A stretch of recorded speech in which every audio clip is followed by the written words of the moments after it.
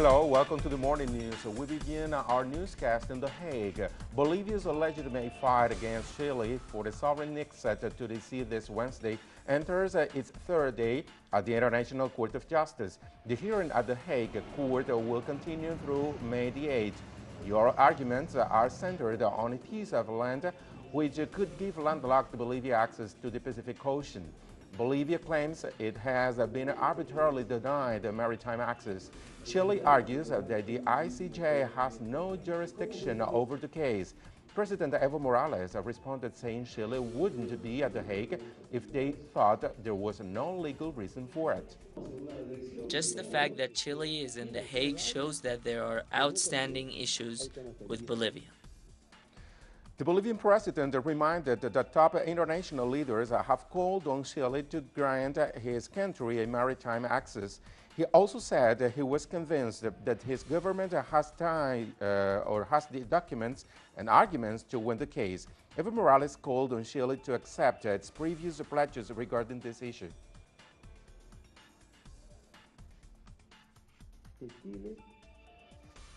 Chile should honor its commitments and offers made. That's the claim before The Hague. How many times have they said in Chile that there are no outstanding issues with Bolivia? Now we are in The Hague, and their presence confirms that there are outstanding issues. And we have support from all over the world. Our claim is not about the Bogota Pact, about the Treaty of 1904, but instead about commitments, offers made before 1904 and after the treaty. Before the Bogota Pact and after the Bogota Pact, we want them to honor their commitments.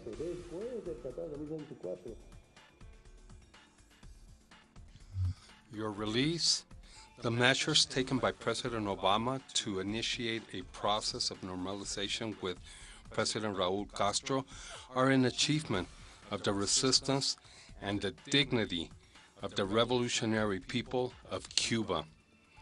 December 17th represented a great victory for Cuba.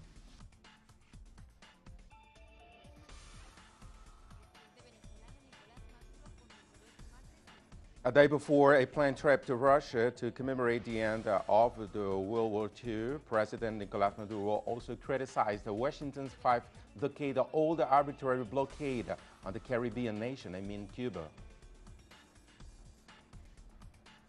By the way, Cuban President Raul Castro is in Russia. He and his delegation will meet with their counterparts in Moscow to discuss bilateral issues. Castro and Russian authorities meet to push for further political and trade relations.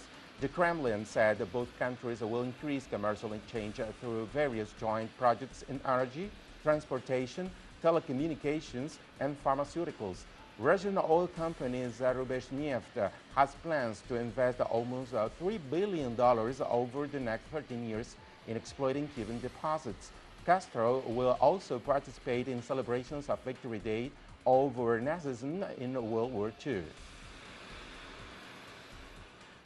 And now to Ecuador, where the Ministry of Social and Economic Inclusion has signed 5 agreements with federations of persons with disabilities. Our correspondent Alicia Fuse brings us more from Quito. The Ministry of Economic and Social Inclusion has signed agreements with the Ecuadorian Federations of Persons with Disabilities with the objective of furthering their rights. The 5 national federations seek to ensure that all rights of people with disabilities are upheld and that public policy is enacted that complies with the 2012 Organic Law for Disabilities. With the agreements, their projects will now receive funding from the Ministry of Economic and Social Inclusion. Lo que significa que estos permiten con este proyecto fortalecer acciones. What this means is that with this project we can strengthen those projects we have planned, principally supporting associations with events of young people, training and formation, projects focused on gender, women in the associations, strengthening our institutions and making the Federation sustainable with our plans, actions and programs. And these projects will permit the training of members to better the quality of life of people with disabilities and their federations. Mejorar la calidad de vida de las personas con discapacidad y sus niveles asociativos. Under the Citizens' Revolution, people with disabilities have seen significant advances in their integration. through efforts such as the Mission Manuela Espejo and Joaquin Gallego program, both of which were undertaken on a national scale to register the number of people with disabilities, identify their needs, and invest in necessary infrastructure. Support and training has been given to this population and professionals working in the field. With the agreement signed with the Ministry of Social and Economic Inclusion, the 5 federations of people with disabilities will receive $250,000 to execute projects of their choosing. Vamos a dar un curso de capacitación a nuestros compañeros no videntes. We are going to offer a training course for our blind comrades about possibilities available for them to develop projects with each of our affiliates and to also develop entrepreneurial projects.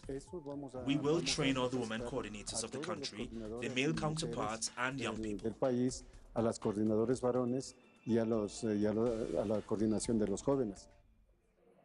The incorporation of persons with disabilities has been a priority of the Citizens' Revolution. In 2006, the number of people with disabilities in the workforce stood at 500. Within 2014, that number spiking to 85,000.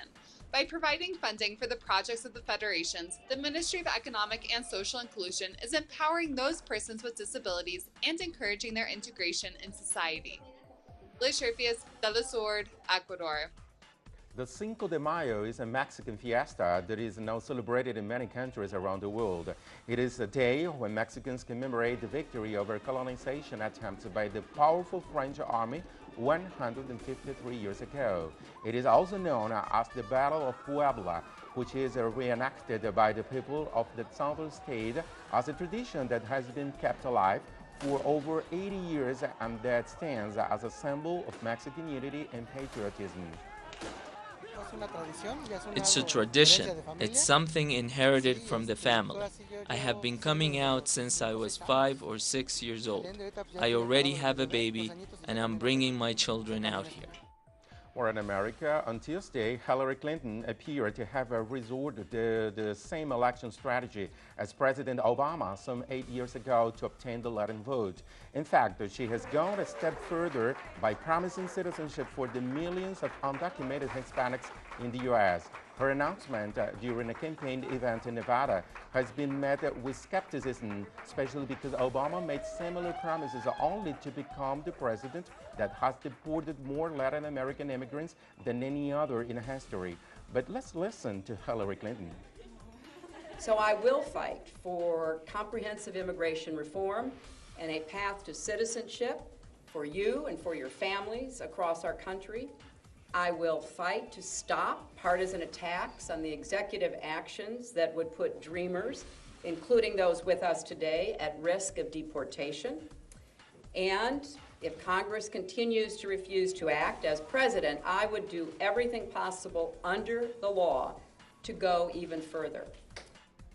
And we head to nearby California, where water regulators have adopted the state's first rules for mandatory cutbacks in urban water use as the region's catastrophic drought enters in 4th year.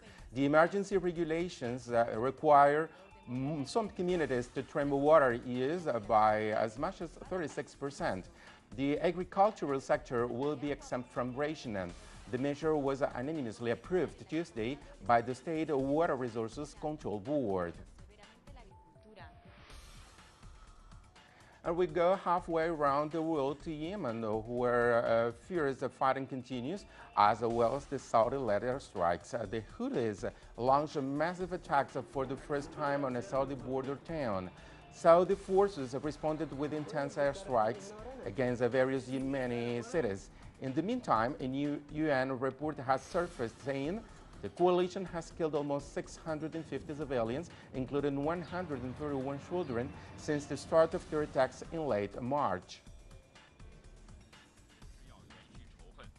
We emphasize that history is not for continuing hatred, but for calling on people to respect peace and hold on to peace. Only by remembering the scourge of war can we cherish the value of peace.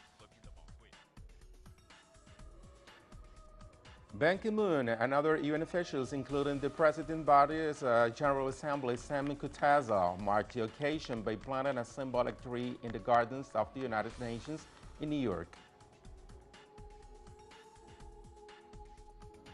In many cultures around the world, the planting of a tree signifies universal peace and hope. This particular tree, the weeping cherry, is a symbol of mourning for the fallen. The white flowers of the weeping cherry are also meaningful, pointing to purity and rebirth. For generations to come, this delicate graceful tree will serve as an enduring symbol of peace and unity here at the United Nations headquarters. All of this is related to the 70th anniversary of the end of the World War II and the founding of the globe's largest international organization, the United Nations. And we go further. The death toll civilians due to the U.S.-led airstrikes in Syria has risen to over 66. This is according to the London-based Syrian Observatory of Human Rights. The group said that 52 civilians were recently killed in just one day.